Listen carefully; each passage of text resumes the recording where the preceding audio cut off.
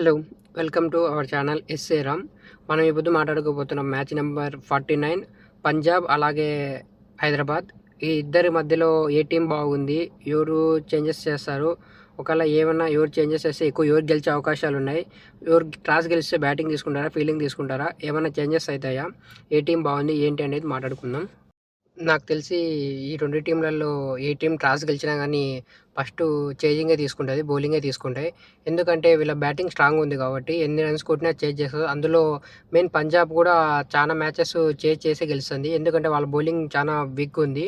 200+ runs కూడా ఈ సీజన్లోనే దగ్గర దగ్గర 5 times ఏమో కొట్టించుకునేట్టున్నారు వాళ్ళ బౌలర్లు. అలాగే పంజాబ్ చేజ్ చేస్తుంది, ప్లస్ అలాగే రన్స్ కూడా లీక్ చేస్తున్నారు పంజాబ్ బౌలర్స్. ఇంతకుముందు మ్యాచ్ జీటీతో జరిగిన మ్యాచ్ స్కోర్ తక్కువ కొట్టినా కానీ బౌలింగ్ అయితే బాగా వేసినారు. కానీ ఆ మ్యాచ్ స్కోర్ తక్కువ ఉండడం వల్ల పంజాబ్ ఓడిపోయింది. ఆ మ్యాచ్లో స్టోనిస్ కొంచెం బాగా ఆడినాడు, కానీ బౌలర్స్ ఆ మ్యాచ్లో అంత రానికపోవడం వల్ల ఆ మ్యాచ్ ఓడిపోయారు. అలాగే ఎస్ఆర్హెచ్ ఆడిన ఫిరోజ్ కేకేఆర్తో ఆడిన మ్యాచ్ ఎస్ఆర్హెచ్ కూడా ఓడిపోయి వస్తుంది. అక్కడ కూడా వాళ్ళ టాప్ ఆర్డర్ బాగా ఆడింది. ఇషాన్ కిషన్ బాగా ఆడినా కానీ కింద మిడిల్ ఆర్డర్లో మాత్రం క్లాసన్, నితీష్ కుమార్ రెడ్డి మ్యాచ్లో లేడు, కొంచెం ఇంజూరీ వల్ల బయటికి వెళ్ళాడు. కాబట్టి కొంచెం వాళ్ళకు ఒక ఇండియన్ బ్యాట్స్మెన్ లేకపోవడం వల్ల కొంచెం ఇబ్బంది కలిగింది అక్కడ. అలాగే ఈ మ్యాచ్ జరగబోయే మ్యాచ్కి వస్తాడో రాడో కూడా కన్ఫామ్గా లేదు, కానీ ఒకవేళ వస్తే మాత్రం బాగుంటుంది. మేబీ చూద్దాం ఇప్పుడు వస్తాడో రాడో. అలాగే వీళ్ళు ఆడిన 2 మ్యాచ్లు ఓడిపోయి వస్తున్నారు. పంజాబ్ అయితే 2-2 ఓడిపోయి వస్తుంది. కానీ వీళ్ళిద్దరు పాయింట్ టేబుల్లో ఈ మ్యాచ్ ఎవరు గెలిస్తే, సన్ రైజర్స్ హైదరాబాద్ ఈ మ్యాచ్ గెలిస్తే టాప్లోకి వెళ్తుంది. ఒకవేళ పంజాబ్ గెలిచినా టాప్లోకి వస్తుంది, కానీ టాప్లోనే ఉంది, అలాగే టాప్లోనే ఉంటుంది. ఒకవేళ సన్ రైజర్స్ గెలిస్తే టాప్కి వెళ్ళడానికి అవకాశాలు ఉంటాయి. అలాగే ఈ మ్యాచ్ విన్నింగ్ వల్ల చాలా పాయింట్ టేబుల్లో చేంజెస్ జరుగుతాయి. అలాగే కింద ఉండే టీంలకు కూడా కొంచెము చేంజెస్ అనేది జరగచ్చు. ఈ మ్యాచ్ చాలా ఇంపార్టెంట్ సన్ రైజర్స్కి, తర్వాత పంజాబ్కి. సన్ రైజర్స్ దీని తర్వాత ఆడే మ్యాచెస్ కొంచెము టైట్గా ఉంటాయి. రాజస్థాన్తో ఒక మ్యాచ్ ఉంది, తర్వాత బెంగళూరుతో ఒక మ్యాచ్ ఉంది, తర్వాత చెన్నైతో ఒక మ్యాచ్ ఉంది. 3 మ్యాచ్లు టఫ్ మ్యాచ్లు కాబట్టి కొంచెము ఇబ్బంది పడే అవకాశాలు ఉంటాయి. అందులో అవే హోమ్ గేమ్ ఉంది, చెన్నైతో హోమ్ గేమ్ బయట గేమ్ ఉంది. కాబట్టి ఈ మ్యాచ్ మస్ట్ విన్, చాలా ఇంపార్టెంట్ సన్ రైజర్స్ హైదరాబాద్కి. అలాగే ఇంకొకటి ఏంటంటే Sunrisers Hyderabad only batting tracks పైన ఆడేట్టుగా అని ఉంది. బౌలింగ్ ట్రాక్ ఇచ్చినా ఆడలేకపోయే విధంగా ఉంది. మన మ్యాచ్ కూడా అట్లనే ఉంది, KKR versus Sunrisers Hyderabad match. Only batting ఫ్రెండ్లీగా ఉంటే ఆడుతున్నారు, లేకపోతే ఆడలేరు అన్న ఒక భావన ఉంది.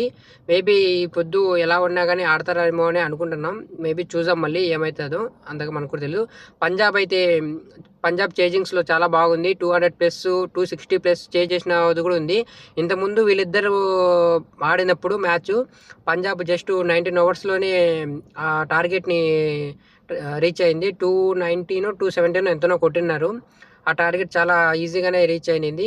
అప్పుడు ఓపెనర్లు ఇద్దరు మంచి 50+ రన్స్ చేసినారు. అలాగే శ్రేయస్ అయ్యర్ కూడా ఒక 60+ రన్స్ ఏమో చేసినాడు.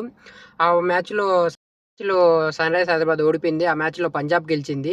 ఇప్పుడు ఆ రివెంజ్ తీర్చుకుంటుందో లేదో చూడాలి. మళ్ళీ పంజాబ్ అయితే చేజింగ్లో ఎంత పెద్ద స్కోర్ అయినా చేజ్ చేసేలా కనిపిస్తుంది.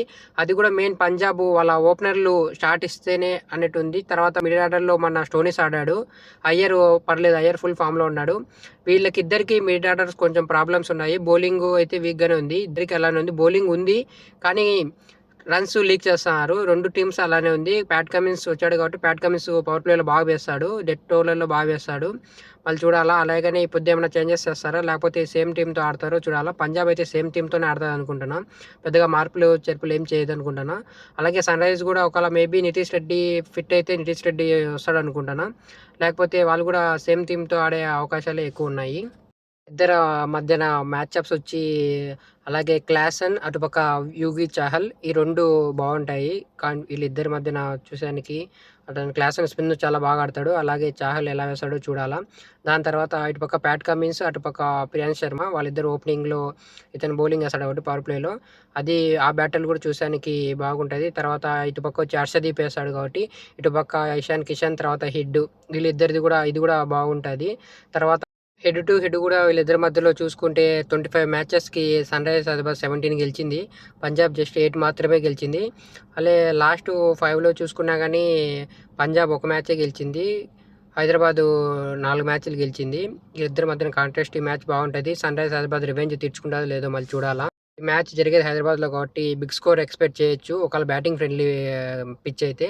లేకపోతే బౌలింగ్‌కి చేస్తే ఒకవేళ లో స్కోరే ఎక్స్‌పెక్ట్ చేయొచ్చు మనం. కానీ వీళ్ళిద్దరి మధ్యన ఒక మంచి టెర్రర్ అయితే ఉంటది. ఎవరు గెలుస్తారా అనేది. ఎవరు గెలిచినా మెయిన్ సన్‌రైజర్స్ హైదరాబాద్ గెలిస్తే పాయింట్ టేబుల్ పైకి వెళ్తది. ఓడిపోతే మాత్రం కొంచెం టఫ్ అయితది సన్‌రైజర్స్ హైదరాబాద్‌కి. చూద్దాం మళ్ళీ ఎవరు గెలుస్తారో. పర్సనల్‌గా నేనేమనుకుంటున్నానంటే నేనైతే ఈ పొద్దు పంజాబే గెలుస్తదనుకుంటున్నాను. మళ్ళీ మీరేమనుకుంటున్నారో కామెంట్ చేయండి. అలాగే ఇంతవరకు వీడియోని చూస్తున్నట్టుంటే ఒకసారి లైక్ చేయండి, సబ్స్క్రైబ్ చేసుకోండి. అలాగే ఫాలో అవ్వండి మన ఛానల్‌ని. మన వీడియోస్ మీకు ముందుగానే వస్తాయి. ఓకేనా? మనం అప్‌లోడ్ చేయగానే.